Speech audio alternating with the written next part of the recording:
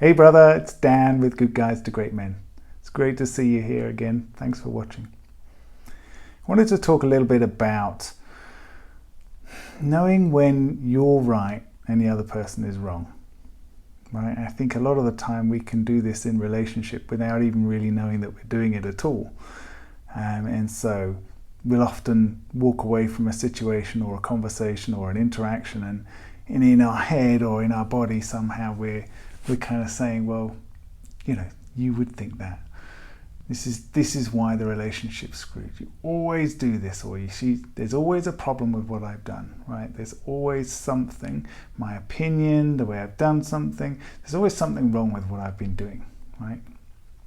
And this is how we can walk away from the situation, from the conversation, from the interaction, not even really aware that we're doing that, but we are doing that somewhere in our head, just saying she's wrong, she's got that wrong.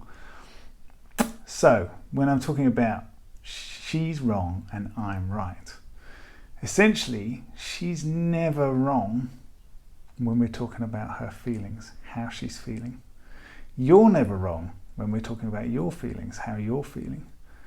The problem we have really is that we then have a disparity between the two. Well, I feel this way and you feel that way. So who's right? What is the correct answer to this situation? And the truth is, you're both right? The correct answer to that situation is that you feel that way and she feels that way. So this might be, sometimes we're talking about this kind of thing in relation to connection and intimacy in the relationship. One person might be being distant and standoffish and needing space and constantly on their phone, and the other person might be asking questions, setting up invitations, getting frustrated when those things are turned down, initiating intimacy, not getting anywhere, just essentially getting more and more frustrated with it. And so when I say she's always right when we're talking about her feelings, what I'm essentially pointing at is the fact that when she's feeling a certain way, there's something causing that. Why is she feeling a certain way?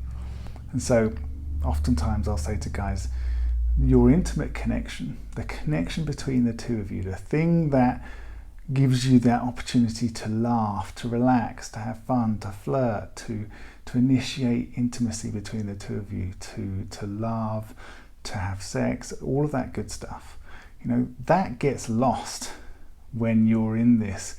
It's you're wrong and I'm right. It's blaming and defensiveness. This is essentially what happens, and we think, well, if I don't say anything, if I don't tell anybody how I'm feeling, if I'm not critical of the other person, then they don't know that I'm feeling that. And that's bullshit, because she's got a super sensitive detector that tells her, and we have too, right? But we're not so aware of it, that tells her when somebody's pissed off, when somebody's upset. Now, there's a load of stuff we could go into with regards to evolutionary biology, which relates to some of this and why it's stronger in women than it is in men. But now's not the time I want to talk about that stuff. What I want to say is that however it is that you're feeling and thinking about the other person, it is being communicated in one way or another. Body language, tone of voice, intonation, look in your eye, all this stuff is shouting out information to the other person. So if you're in this place of you're wrong, you always do this, why can't you need to fix, why don't you go and see a therapist, etc., etc., etc., etc. All that stuff is creating the environment.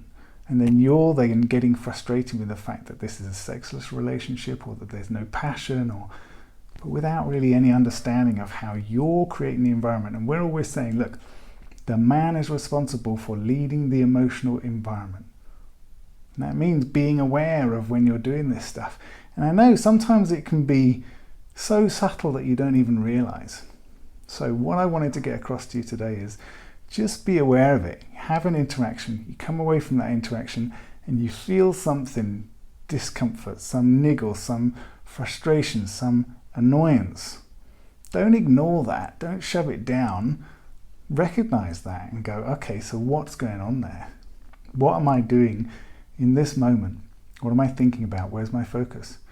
If your focus is on the other person is doing something wrong, then you've disconnected. You've chopped off the connection. There's no chance of connection in that moment.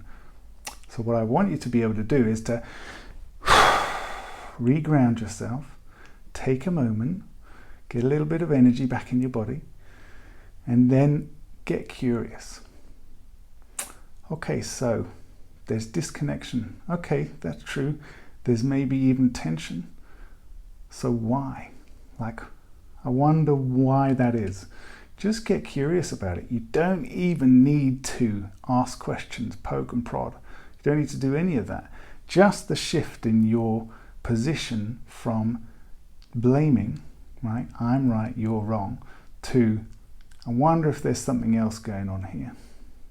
A lot of the time we're looking for certainty, right? We're looking for some certainty, some kind of formula that we can follow so that we can essentially make her happy so that she can then come closer to us, connect with us, and we can have that fun, passionate relationship that we want to have. But there is no certainty in relationships. There isn't any. So we're totally scuppering ourselves by even thinking that there will be something like that. There's just too much. There's too much granularity in people and connection for there to be certainty. So the only certainty that you really have is, okay, how can I create the best possible opportunity for there to be a chance of relaxation, connection, fun, laughter, flirtation, all that good stuff.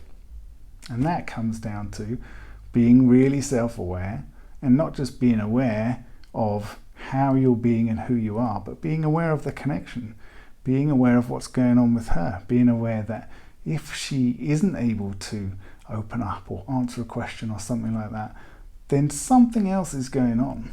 So how can you get better at understanding? How can you get better at just holding an open space for somebody else to interact with you, rather than being, on the verge of closing that connection yourself, waiting for something to happen. Oh, there she goes again, here's another argument. On the verge of cutting off the connection by saying, I'm right and she's wrong. Okay, that's it for today, guys. Take it easy. Hope to see you sometime on the website.